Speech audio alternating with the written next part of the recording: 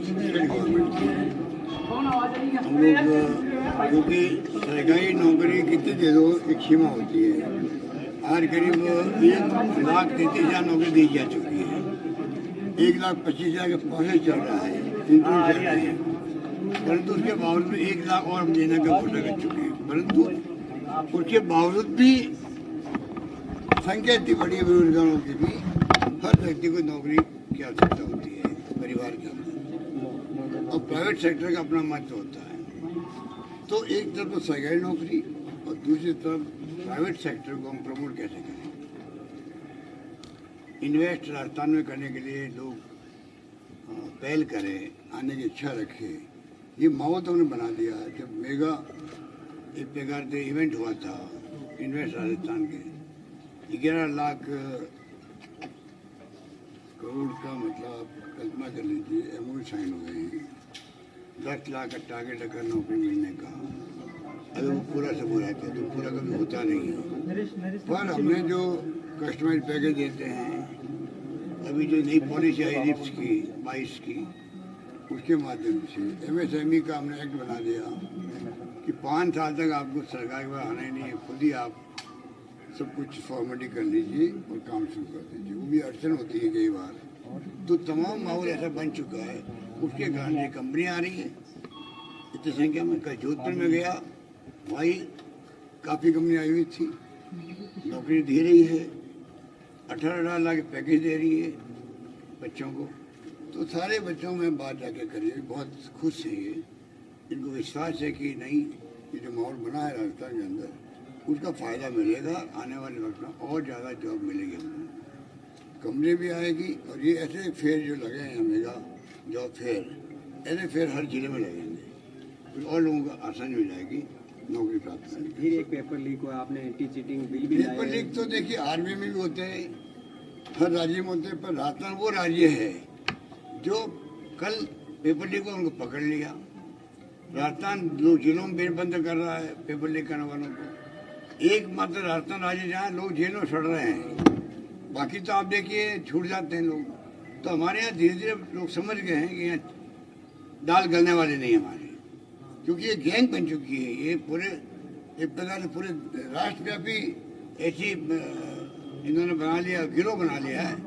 ये अपने आप को एक्सपर्टाइज कर चुके हैं पेपर लीक कैसे हों, तो उसका हम यहाँ पे तो सफाई कर देंगे, आप निश्चिंत रहो। सर 93,000 भर्तियां होनी थी विद्या संबल योजना के तहत, आज स्थगित कर दी गई है। जो शिक्षकों की 93,000 भर्ती होनी थी विद्या संबल योजना के तहत स्कूलों में, उसको स्थगित कर दिया। आरक्षण उसमें नहीं रखा गया था। बसपा ने, कई संगठनों ने विरोध भी जताया कि साहब आरक्षण का प्रावधान होना चाहिए। देखिए आरक्षण तो कानूनी प्रावधान हो गया आजकल, और अभी सुप्रीम कोर्ट में मोहर लगा दी है। तो आरक्षण की अगर मान लो कोई कैलकुलेशन में गड़बड़ हुई है तो ठीक हो जाएगी, कोई दिक्कत नहीं है। पर नौकरी बड़े रूप में राजस्थान गवर्नमेंट दे रही है। ये हमारा नीतिगत फैसला है कि बच्चों को नौकरी मिले, तो उसमें हम कमी नहीं आने दे रहे हैं और प्राइवेट सेक्टर को प्रमोट कर रहे हैं, ऐसी पॉलिसी ला रहे हैं। तो राजस्थान के हर नौजवान को लगे भाई जब चाहूँगा मुझे नौकरी मिल जाएगी। और जो भी मैंने कहा था अभी मीटिंग के अंदर भी कि माहौल ऐसा बनना चाहिए और ऐसी स्थिति पैदा होनी चाहिए। माहौल खाली माहौल से काम नहीं चलेगा, ऐसे हालात पैदा होने चाहिए। बैंकों से लोन मिल रहा है, पॉलिसी सरकार की अच्छी है, प्राइवेट सेक्टर में जाएंगे तो नौकरी मिल जाएगी। हम अपना कोई का धंधा शुरू करेंगे, कोई अड़चन नहीं आएगी और सरकारी नौकरी भी अवेलेबल है, तब जाके हर परिवार में सुख शांति रहेगी। आज टेंशन में होता परिवार, पता नहीं बच्चा पढ़ रहा, बीए करेगा, बी कर लेगा, बाद में इसका क्या होगा, नौकरी मिलेगी नहीं मिलेगी। यही पहचान है कि आप कैसे बच्चों को, परिवार को एक विश्वास दिलाओ कि सरकार आपके साथ खड़ी है, आप निश्चिंत रहो। वो उसी तरह आगे बढ़ रहे हैं। सर ब्यूरोक्रेसी की लगातार शिकायतें आ रही हैं कि नियमों में अपने हिसाब से मनमर्जी करते हैं, नियम बनाने में, नियम लागू करने में ब्यूरोक्रेसी अपने हिसाब से नहीं, ब्यूरोक्रेसी कोई मनमानी नहीं करती है, ना कर सकती है, ना कर सकती है। कौन करने देगा उनको? उनके एक्शन हो सकता है, कई बार हो सकता है कोई कमी रह जाएगी उनसे। तो मैं उनको भी कह सकता हूँ 1,10,000 लोगों को हमने अभी जो कॉन्टेक्चुअल नया जो बनाया, हमने नियम बनाया है ये कोई कम बात है क्या? 1,10,000 जो कॉन्ट्रैक्ट पे काम कर रहे थे वो सब अब रेगुलर होंगे। वो समझ रहे, अभी भी वो नहीं समझ पा रहे। कई लोग तो हमारा एक्सपीरियंस खत्म हो गया, कोई खत्म नहीं हुआ है, उनकी कई शिकायतें भी है। तो मैं उनको भी कहना चाहूँगा, आप निश्चिंत रहो, किसी भी तनख्वाह जो है कम नहीं होगी। जिसकी तनख्वाह कम है वो बराबर लाएंगे। सोच समझ के नियम बना करके हमने इसको पास किया है। तो कॉन्ट्रैक्ट वालों को तलवार लटक रही थी, भाई बार बार हटा देते हैं, बार बार रिक्वेस्ट करो सरकार से लगाने के लिए, अब वो समाप्त हो गया। अब वो 1,10,000 लोग जैसे जगह निकलेगी तो वही अब नौकरी मार जाएंगे। सर, गहलोत मॉडल पर कांग्रेस चुनाव लड़ रही है, आपको लगता है ये मॉडल अब मोदी सरकार को भी अपनाना पड़ेगा कभी न कभी?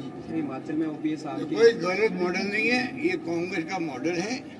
कांग्रेस हर राज्य के अंदर, चाहे हिमाचल हो चाहे वो गुजरात हो। सर, राहुल गांधी जी ने खुद ने ट्वीट किए हैं हमारी स्कीमों पर। आप सोच सकते हो कि कांग्रेस हाईकमान खुद ट्वीट कर रही है। उनको मालूम है कि राजस्थान सरकार ने जो पहल करी है, छत्तीसगढ़ भी अपना रहा है, बल्कि पंजाब की जो सरकार आप पार्टी की वो अपना रही है। और तो जो हमने राजीव गांधी जब में ओलंपिक किए थे उसके लिए अनाउंस कर दिया, मैंने सुना है पंजाब ने भी, छत्तीसगढ़ ने भी। तो राजस्थान सरकार ने इतने पहल की जो हिंदुस्तान में कहीं नहीं। जैसे आपका हेल्थ का इंश्योरेंस का काम है चिरंजीवी योजना के नाम से, देश में नहीं दुनिया में कहीं नहीं हो। शहरी रोजगार योजना, आज शहरों में लोगों को रोजगार मिलना बहुत बड़ी बात है। घर की महिला बाहर निकलती नहीं थी, अब उनको काम मिल गया। 8 रुपये भोजन में प्रति थाली 17 रुपये हम देते हैं, सरकार देती है, अनुदान देती है। तब एनजीओ 8 रुपये खाना खिला सकता, बैठा करके आराम से। ओपीएस लागू किया है, ओपीएस में इलेक्शन लड़ा गया हिमाचल पूरा का। हिमाचल में इशू ही चुनाव का वही है, हार जीत का। ओपीएस जो है वो हमने लागू किया है और कर्मचारी वहाँ पर आंदोलन कर रहे हैं। हमारी एक के बाद जितनी भी योजना, किसानों के लिए हमने 8 लाख किसानों के बिल शून्य हो गए हैं। 42 लाख आम जनता के उपभोक्ताओं के बिल शून्य आने लग गए हैं, जीरो आने लग गए हैं। तो जो हमने स्कीमें बनाई है वो सोच समझ के बनाई है और अगला बजट हम युवाओं को, छात्रों को, बच्चों के लिए समर्पित करेंगे। सर, 2018 के जन घोषणा पत्र में आंगनबाड़ी कार्यकर्ताओं को रेगुलर करने की बात थी। आज वो धरने पर बैठे हैं गांधीनगर। 1,60,000 आंगनबाड़ी कार्यकर्ता हैं, 40,000 आशा सहयोगी हैं, 32,000 होमगार्ड हैं। इनका क्या होगा? संविधा के अंदर भी इनको नहीं लिया गया रेगुलर करने के लिए। देखिए, अब जो संविधा वाला हमने शुरू किया है, समय के साथ साथ में और इम्प्रूवमेंट होते जाएंगे। कैसे करें? तो ये कोई कम बात है कि सरकार की नीयत क्या, नीति क्या है, मेरी ये देखी जाती है।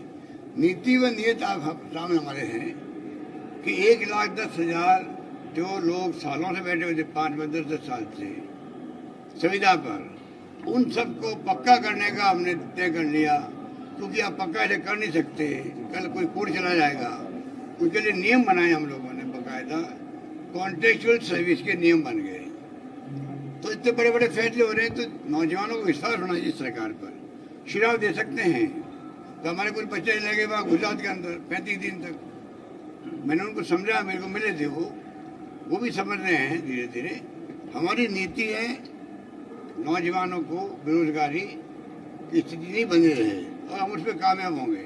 टाइम लगेगा। बूंदी जिले में